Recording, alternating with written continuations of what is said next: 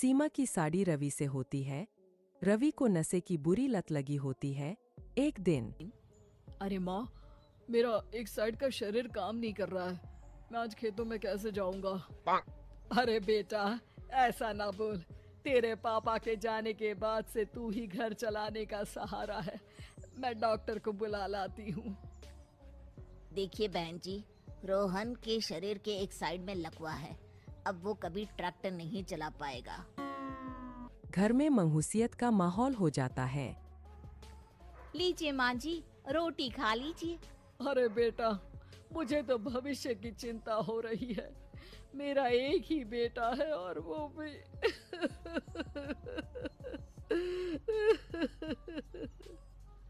माँ जी, आप चिंता न करें। जब तक ये बीमार है मैं खेत जाकर काम कर लिया करूंगी। वैसे भी नशे के कारण इनका शरीर काफी कमजोर हो गया है।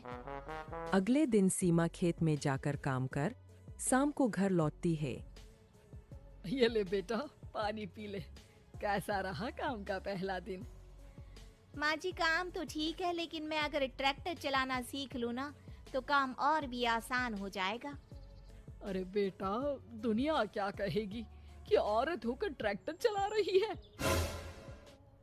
माँ जी, या तो हम दुनिया देख ले या अपना घर, कोई बात नहीं। जब ये ठीक हो जाएंगे तो सब ठीक हो जाएगा। अरे बहू, जरा बाहर तो आना। जी माँ जी। बहू, तेरे मामा जी आए हैं, तूने बुलाया था ना? हाँ माँ जी, वो मामा जी ना आज से मुझे ट्रैक्टर चलाना सिखा। सीमा मामाजी से ट्रैक्टर चलाना सीखती है। वो मन लगाकर खेतों में काम करती है। और एक दिन माँ जी, पता है इस बार पूरे गांव में सबसे ज्यादा फसल का उत्पादन हमारे खेतों में हुआ है। इस साल तो खूब पैसे आएंगे। हाँ। सास खुश नहीं होती है। वो चुपचाप वहां से जाने लगती है। तभी सीमा उसे रोक लेती है। क्या हुआ माँ जी, आपको खुशी नहीं हुई? बेटा, आज डॉक्टर साहब बोल रहे थे कि रोहन के ठीक होने के लिए 5 लाख रुपए की जरूरत है। समझ नहीं आ रहा क्या करूं। सीमा शांत हो जाती है। अगले दिन सास सीमा के पास आती है। बेटा, ये मेरे गहने हैं। इसे अपने गहनों के साथ जोड़कर सुनार को दिया। जितने पैसे हो ले आ, डॉक्टर को आज ही देने हैं। सीमा अपने गहने और सास के गहनों को लेकर दुकान में बेचकर पैसे लेकर घर आ जाती है।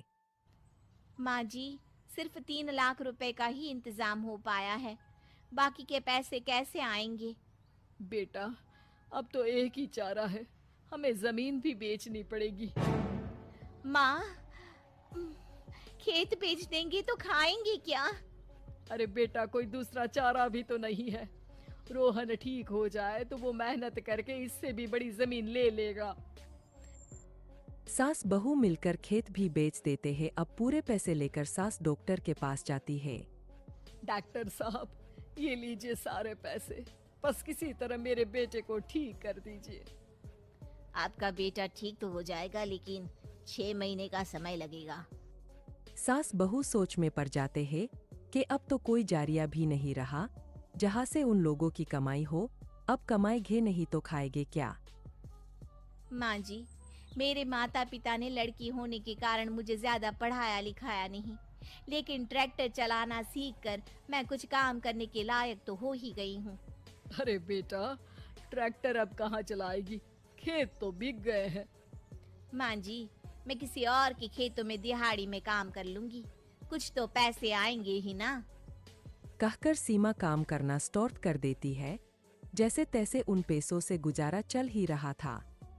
माँ जी, पास के अस्पताल से मुझे नौकरी के लिए ऑफर आया है।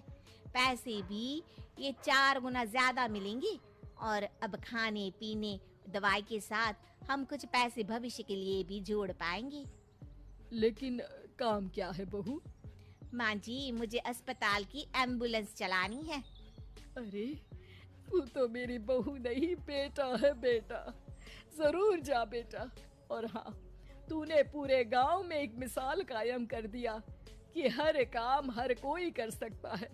उनके लिए लड़की या लड़का होने की कोई जरूरत नहीं।